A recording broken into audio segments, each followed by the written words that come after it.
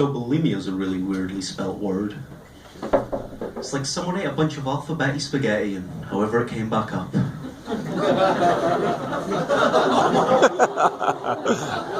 I'm Scott Redmond, these are jokes. What are these?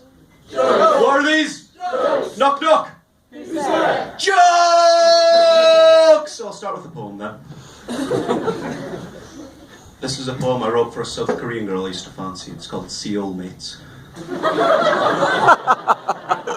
done for knowing geography. Come on, just do it. Go out with me, please. We read the same books and the same newspapers. We support the same football teams and the same political parties. We watch the same TV shows and own the same old videos. We have a shared sense of humour and we have the same in-jokes. We're perfect for each other. Come on, just do it. Go out with me, please. We even both like your boyfriend. This is a poem called Love. I fell in love once. I'll tell you how that went. She left.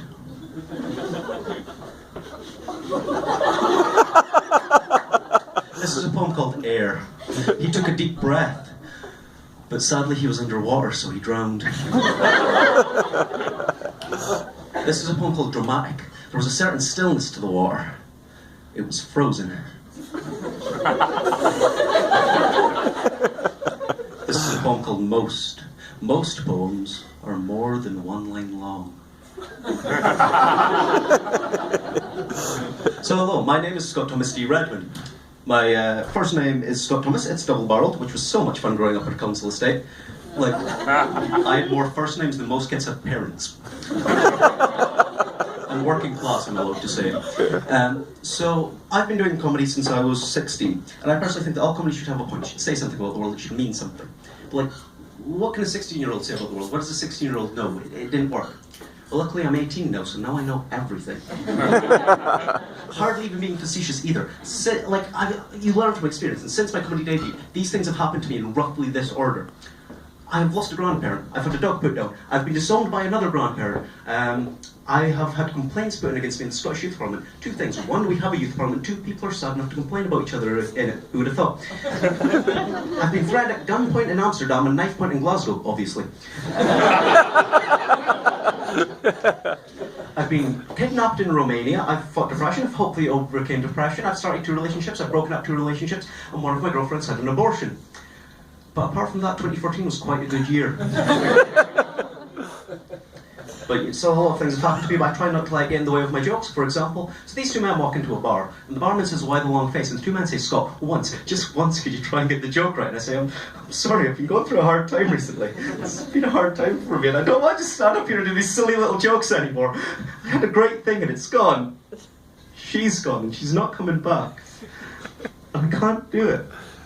And the 2 men said, "Scott, we're sorry, we didn't realise. Just do your jokes one more time, and we'll talk about it when you get off stage." So this horse walks into a bar, notices the awkward atmosphere and leaves.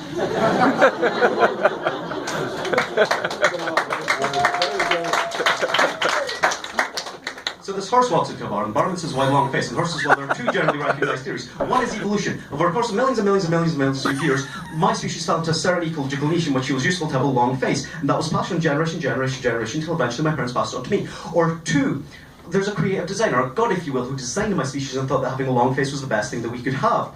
And the barman says, "No, man, you look kind of upset." And the horse says, "Oh yeah, my wife just died." So this horse walks into a bar and says, "Face!" And the barman says, "Oh my god, you can talk." So yeah, like I said, I recently went through a breakup, and it hurt like a hand job from a lobster. And I'll tell you why we broke up. We're at our parents' house, and we're in a room, and we're listening to music. This song comes on, it was the Rihanna song, You probably know what, "I want you to make me feel like I'm the only girl in the world." She says to me, "Scott, I want you to make me feel like I'm the only girl in the world." So I killed her mum.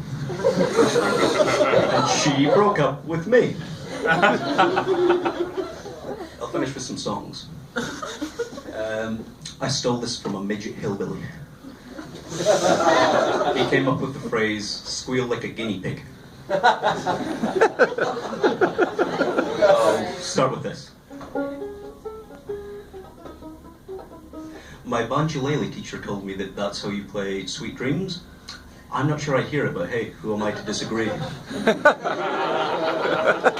By the way, this is a banjolele, but if I ever send you a picture of it next to my penis, I will tell you that it's a full-size banjo. This is called The 8 Days of Hanukkah.